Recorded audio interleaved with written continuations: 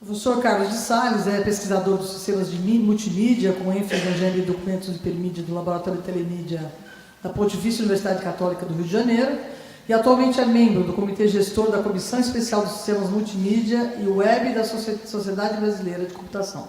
Bem-vindo, professor. Bom dia a todos. Então, queria começar agradecendo o convite da professora Ana Emília, Ana Estela, para estar aqui. De manhã a gente teve várias palestras incríveis, então a responsabilidade foi aumentando, e eu confesso que eu até fiquei um pouco nervoso para falar aqui. Mas até vou explicar o porquê que eu estou um pouco mais nervoso que o habitual. Meu pai está assistindo no YouTube, né? E aí, meu pai e minha mãe, então eu estou um pouco nervoso, tomara que eu não faça feio para ele aí. Meu pai, eu sou maranhense, meu pai também, meu pai é um poeta, né? E eu sou só um cientista da computação, desculpem por isso, e aí deixar isso registrado para o meu pai, desculpa ter escolhido esse caminho errado, pai.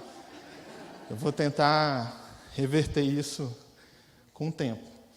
No Maranhão, né, quando você tem um bom destino para o maranhense, é virar poeta, no final das contas, né? Então, daí a explicação para isso.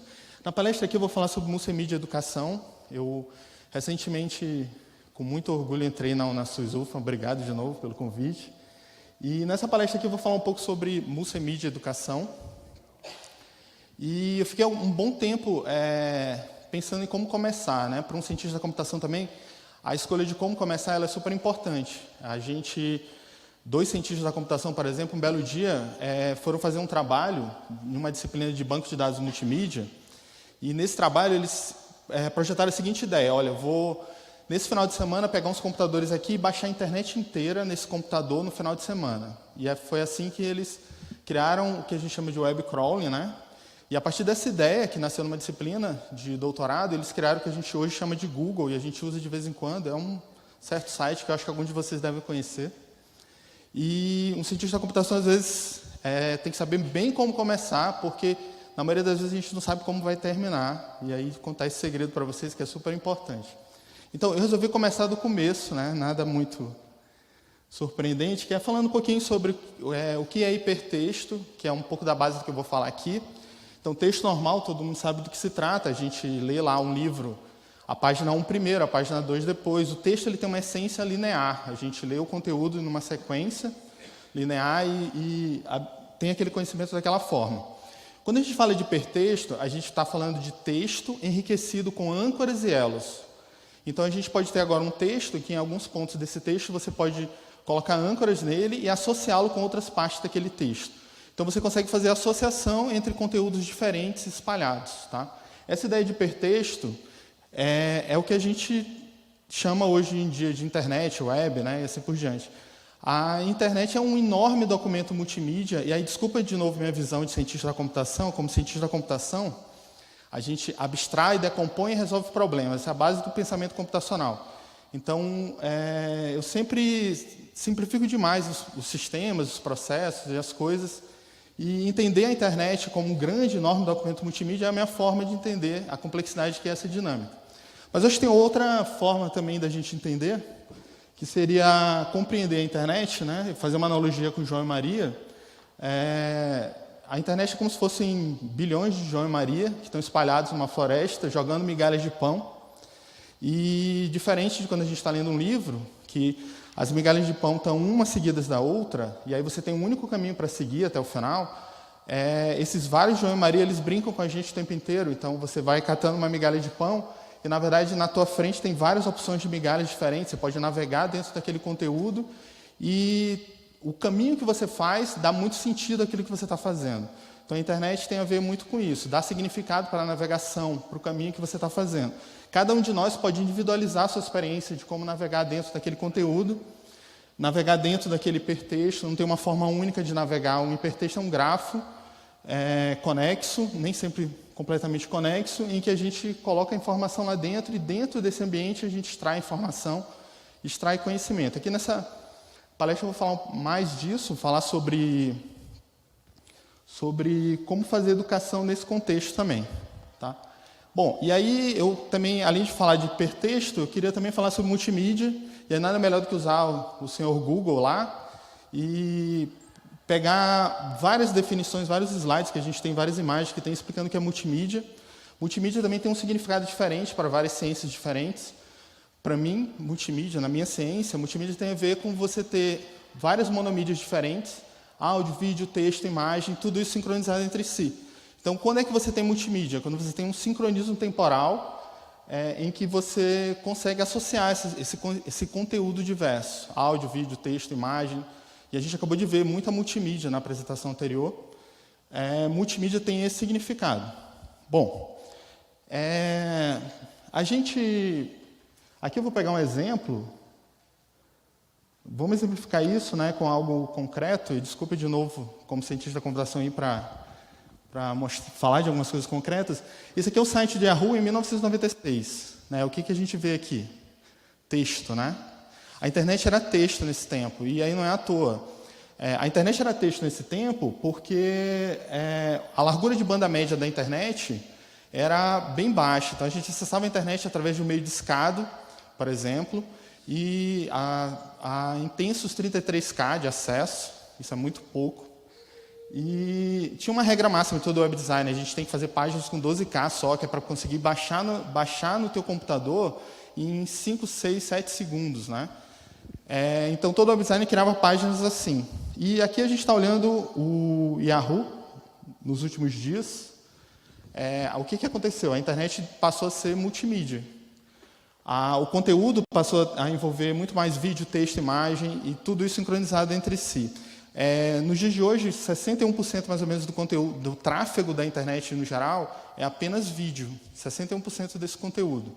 A gente tem muita informação aqui disponível e assim que os jovens, né, também vão atrás de informação. Vou falar um pouquinho mais disso adiante. Mas mudou bastante do ponto de vista técnico a internet de 96 para 2019, especialmente por causa da largura de banda média, que aumentou muito. Mas não foi só isso. E aí eu vou voltar a falar disso adiante também. Não foi só porque a tecnologia permitiu agora que você tenha em casa um acesso à banda larga com muito mais velocidade, que a coisa simplesmente ficou multimídia. Tem outros fatores, eu vou retomar esse assunto adiante. Bom, para falar um pouco disso, aí tentar usar essa vertente. Olha como cientista da computação é ruim como poeta, né? Mas eu vou tentar usar uma abstração aqui, que é pedir para todos vocês pensarem no museu, imaginarem como é que seria um museu, tá? Ok. Aqui é o verbete arte da Wikipedia, e aí nada melhor do que o verbete arte da Wikipedia coloca a Mona Lisa ali do lado, né? E aí eu estava usando um truque aqui para tentar induzir todo mundo a pensar no Louvre. Bom, essa é em texto a explicação do que é o Museu do Louvre. E, na verdade, não é só texto. Esses pontos em azul são âncoras para links externos. Então, na verdade, aqui a gente tem hipertexto explicando o que é o Museu do Louvre. Mas a gente poderia explicar o Museu do Louvre também com uma imagem. E está aqui uma imagem icônica mostrando o que é o Museu do Louvre.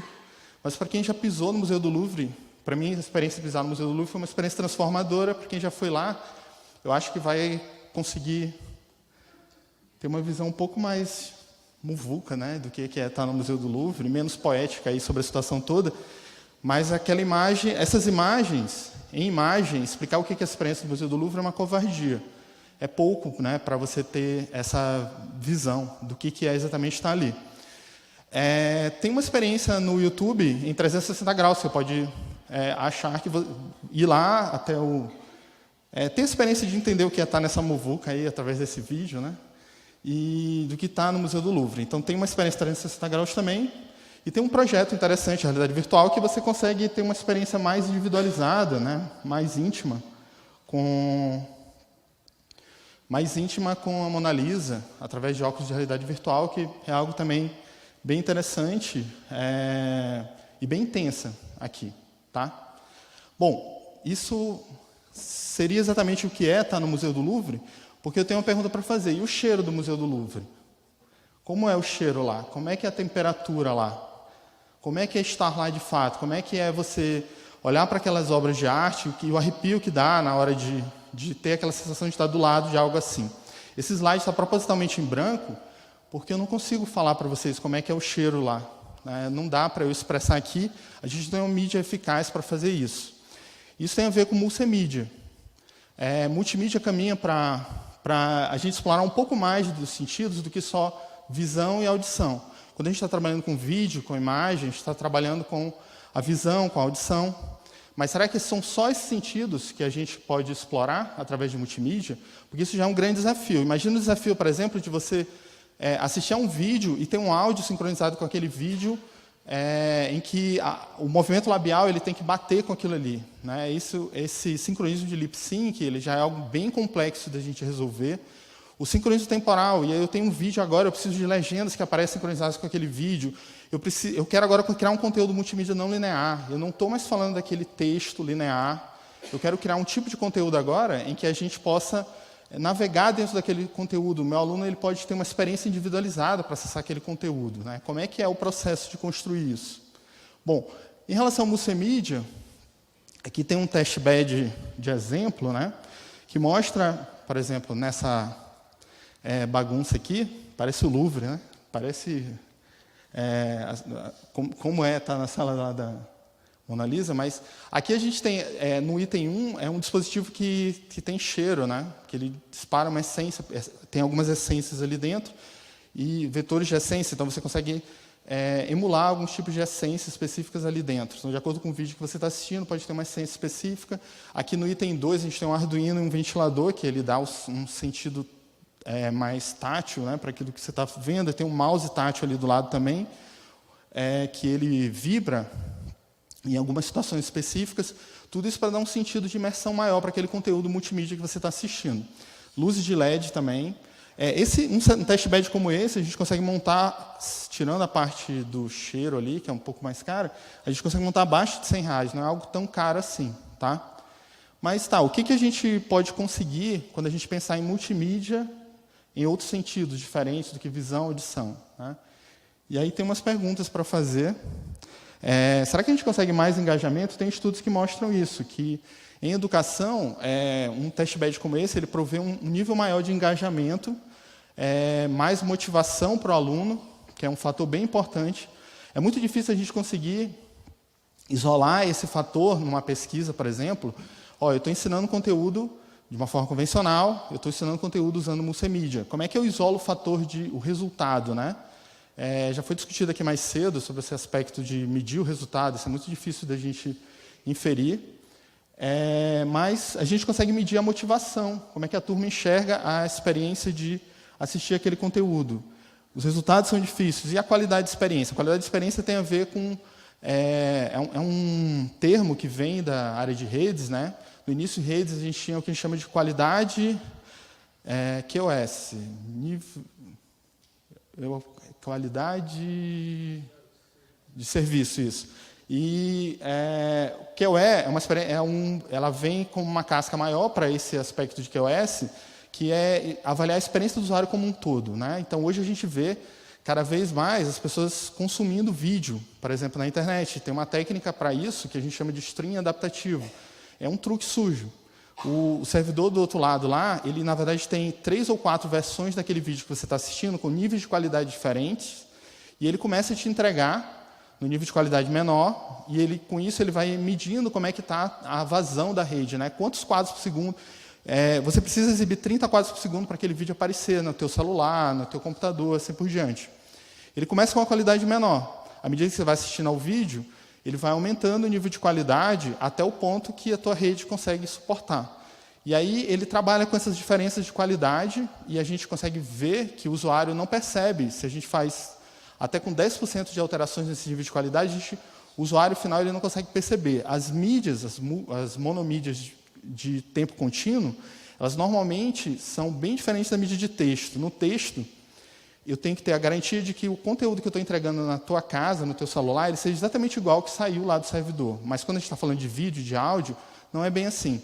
Experimentos mostram, por exemplo, que áudio pode ter até 1% de perda e o ouvido humano não consegue captar esse 1% de perda, né? Você está ouvindo uma música, posso alterar até 1% dela e você não consegue perceber a diferença entre essa versão e a versão original.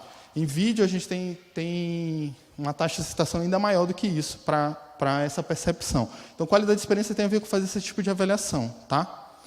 Bom, o processo fica mais complexo, né? Quando a gente está falando de multimídia, a gente está falando de sincronizar vídeo, áudio, texto imagem, cheiro e outros aspectos diferentes. Como é que é o processo de anotar esse tipo de informação? Como é que a internet funciona, no final das contas? Como é que é... A internet como um todo é um grande, enorme documento multimídia, texto, que conecta os diversos sites diferentes entre si. Agora, eu preciso também, em texto, nesse formato, texto é bom para o computador entender, eu preciso, nesse formato, agora, representar também a informação, representar essa informação multimídia também. Tá? Bom, mas de tudo isso que está se falando, tem uma pergunta importante para fazer, que é e a autoria disso tudo? Né? Como é que é a autoria desse tipo de conteúdo? Né? Qual é a complexidade de fazer esse tipo de autoria? Vamos lembrar do slide lá, que fala das diferenças de 96 a 2019. E aí eu fui um pouco sucinto em falar para vocês que o que mudou de 96 a 2019 na internet é que agora a gente tem uma largura de banda média maior, agora a gente tem acesso à internet bem melhor do que antes. Mas não é só isso. O que aconteceu de lá para cá também foi o nascimento da Web 2.0, né? Que é o conceito de você aproximar a criação de conteúdo do criador de conteúdo. Tem tudo a ver com autoria. Então, hoje, por exemplo, o jornalista vai lá, cria um blog sem saber nada de programação e consegue criar o conteúdo dele. Hoje, qualquer pessoa vai lá, cria um perfil no Instagram e consegue colocar conteúdo multimídia disponível para qualquer pessoa no mundo, e essa pessoa não precisa de nenhum conhecimento de programação. Cada vez mais, a gente criou meta-aplicações que permitem que você crie seu próprio conteúdo na internet sem também depender de nenhum conhecimento básico de programação. Tá? Por que isso não é feito em sala de aula? Por que isso não é feito tanto na educação? E a resposta talvez seja: esse é um problema difícil de resolver. Como é que a gente transforma professores, o próprio aluno, dá para ele ferramentas que possibilitam que ele crie conteúdo próprio? Essa figura é uma figura clássica da multimídia, que ela fala dos ambientes. Né? Então, do lado direito, a gente tem, na prática, a figura parece cheia de informação, mas o que ela está dizendo, na verdade, é que a gente tem 3 ambientes gerais quando a gente está tratando de multimídia. O armazenamento tem 3 níveis de problemas diferentes também, que tem a ver com armazenamento, execução e autoria. No armazenamento, a gente está falando de guardar grandes volumes de informação, vídeo e grandes tipos de volume de informação ali dentro. Só para vocês terem uma ideia, uns dados que estão desatualizados do YouTube falam que em 1 minuto só, os usuários do YouTube fazem um upload do equivalente a 36 horas de conteúdo. Em um único minuto, a gente tem 36 horas inteiras de upload feitas pela soma dos usuários do YouTube de uma forma geral. Imagina como é que é o problema de armazenar essa quantidade enorme de informação que a gente tem do lado ali. E servir esse conteúdo. Eu já falei para vocês de streaming adaptativo, o problema de entregar aquele vídeo para o usuário lá no computador dele, que a gente chama de ambiente de execução, também é um problema que é complexo da gente resolver, porque as redes mudam, a gente não consegue ter contratos com a rede que garanta para a gente realmente aquele nível de qualidade o tempo inteiro, porque as redes trabalham numa dinâmica de melhor esforço, então toda hora as coisas mudam, a internet é caótica, né? E aí, do lado aqui do ambiente de execução, eu estou falando de multimídia. Não adianta nada entregar o conteúdo a tempo se no meu celular, no meu computador, eu não consigo sincronizar essa coisa de uma forma eficiente. Então, eu preciso me preocupar em manter os níveis de sincronismo temporal também aqui na execução. E tem o outro aspecto, que é a autoria. Muitos projetos negligenciam essas 3 coisas. A gente vê muito na SysUFMA, por exemplo, uma preocupação com a autoria, integrar esses ambientes todos aqui. Mas muitos projetos, às vezes, negligenciam um pouco esse aspecto. A autoria tem a ver com como é que eu vou criar o conteúdo que eu quero, como eu simplifico o processo de criação do conteúdo, e quando eu aproximo, simplifico esse processo de autoria, eu tenho um engajamento maior, um engajamento bem maior. Tá? Lidar com a autoria, lá no laboratório, é uma coisa que a gente faz rotineiramente, né? Lida com problemas de autoria em vários níveis diferentes. Eu vou dar uns exemplos no final aqui da palestra. Tá? E que tipo de conteúdo a gente está preocupado em criar? Aqui eu estou falando de objetos de aprendizagem não lineares. Então, imagina você ter lá o vídeo, a palestra do professor sobre briófitas. Não vale fazer perguntas sobre briófitas ou abelhas ali, por favor.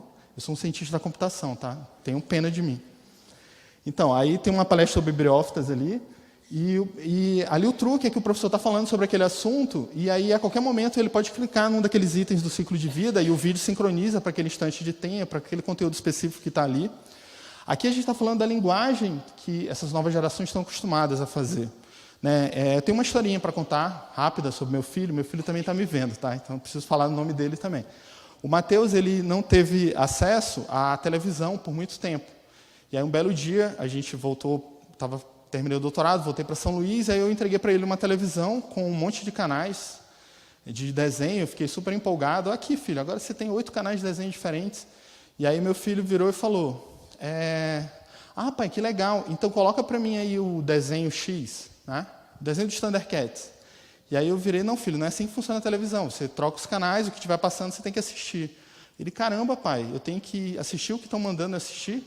Por que eu não vou lá assistir aquilo que eu quero especificamente? Né? Por que eu não vou fazer o stream daquele conteúdo ali específico? Tá? Quando a gente pensa nesse tipo de conteúdo que tem que ser feito, impactante, a gente tem que pensar em um conteúdo não linear. Há uns anos atrás, através de um edital da RNP, a gente criou uma ferramenta, que é o Kakuriá, é uma ferramenta que parece muito com o PowerPoint, a propósito, porque ela foi criada com um processo de design participativo, em que professores ajudaram a gente a construir a ideia dessa ferramenta, e essa ferramenta é usada para criar esse tipo de objeto não linear. Tá? O desafio agora, nesse projeto, a gente tem aqui um mosaico com vários exemplos diferentes de... são 36... a gente teve 30 grupos diferentes que acabaram criando conteúdo dentro dessa ferramenta, alguns profissionais, outros que me inspiram muito, né? Por exemplo, são professores do interior do Maranhão, pegaram seu celular, foram para a praça, ensinaram como calcular a área de uma figura geométrica, usando exemplos da pracinha do município dele, falaram sobre o problema do assoreamento do rio deles, da cidade deles. Então, conseguiram esse tipo de conteúdo aí, criar esse tipo de conteúdo. Bom, e para fechar, queria divulgar um pouquinho algumas coisas que a gente tem feito. Nesse trabalho do ACM DocEng, a gente está trabalhando com a questão da autoria em realidade aumentada. Então, aqui a ideia é que o professor consiga criar um conteúdo não linear desses usando realidade aumentada. Imagina uma webcam apontando para a tua mesa e você pega papéis com marcadores, cartas, né? E aí, através da aproximação dessas cartas diferentes, você consegue fazer o sincronismo temporal daquele teu conteúdo não linear. Então, aqui a gente está falando de conteúdo não linear, são vários vídeos entre si, conectados. Tá? Nesse outro trabalho, a gente gamificou uma disciplina de programação, a disciplina inteira. A gente usou um processo baseado no design de games para que a disciplina toda seja gamificada. A gente usou um GDD, Game Design Document, para definir, que chama Game of Code, para definir como essa disciplina foi conduzida, né?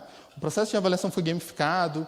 Os alunos, por exemplo, poderiam comprar o direito de ganhar mais uma semana para entregar aquele trabalho final e fazer isso através de moedas que eles ganhavam no decorrer da disciplina. Nesse trabalho, a gente mostra um pouco dos resultados, e aí eu não consigo falar para vocês se eu melhorei o resultado da minha turma, mas eu consegui uma turma muito mais engajada, muito mais motivada. Os alunos faziam mais problemas porque eles ganhavam moedas para fazer esses problemas, que eles poderiam usar, por exemplo, para colocar uma foto deles no site, em troca disso. E aí, no final das contas, eu vou dizer o truque sujo aqui. Eu só queria que eles fizessem os problemas lá, porque se eu entregasse uma lista de exercícios, né, isso não funciona mais. Né? E nessa dinâmica aqui eu tive um resultado bem melhor. E aí o meu tempo está estourado, então deixa eu ser um pouco breve aqui. Nesse outro trabalho, a gente usou a taxonomia de Bartle para gamificar um ambiente virtual de aprendizagem. Aquelas curvas ali mostram um pouco o resultado, foi também bem promissor. A gente aumentou bastante o engajamento nessa disciplina. Nesse outro trabalho, a gente usa jogos no ensino de algoritmos. E um resultado interessante aqui é que os jogos sérios eles não precisam ser como os jogos de mercado. Né? Eles não precisam se preocupar tanto com entretenimento. O jogo que teve o desempenho no aspecto de entretenimento pior que eu tive foi o que teve o melhor resultado em termos de aprendizado. É um quiz. O quiz, os alunos enxergaram que aprenderam muito mais com o quiz do que os outros jogos, e não foi o jogo que foi o mais divertido daqueles que estavam ali. Nesse último trabalho aqui, último slide. Último slide. Então, a gente... Último, prometo. Ele está falando do emprego de redes bayesianas para a gente modelar a curva de aprendizagem de alunos. Então, a ideia aqui é a gente conceber a tutoria inteligente. Né? A tutoria inteligente tem a ver com a gente conseguir modelar o domínio do aluno, o domínio dos problemas que a gente está aplicando para aquele aluno resolver dentro de um ambiente e o conhecimento que a gente está querendo ensinar dentro daquele contexto. Em uma matéria como programação, algoritmos, né, em que a prática de resolução de problemas é o caminho habitual, né, você aprende baseado em problemas de uma forma muito natural, a gente teve uns resultados bem interessantes. As redes bayesianas ajudaram muito a gente a medir como é que estava o desempenho geral dos alunos e acho que é uma boa métrica para a gente criar futuramente sistemas de recomendação. Ou seja, eu individualizar a experiência do meu aluno dentro daquele ambiente e escolher os problemas que ele vai resolver de acordo com essa individualidade. Okay? E realmente é o último slide.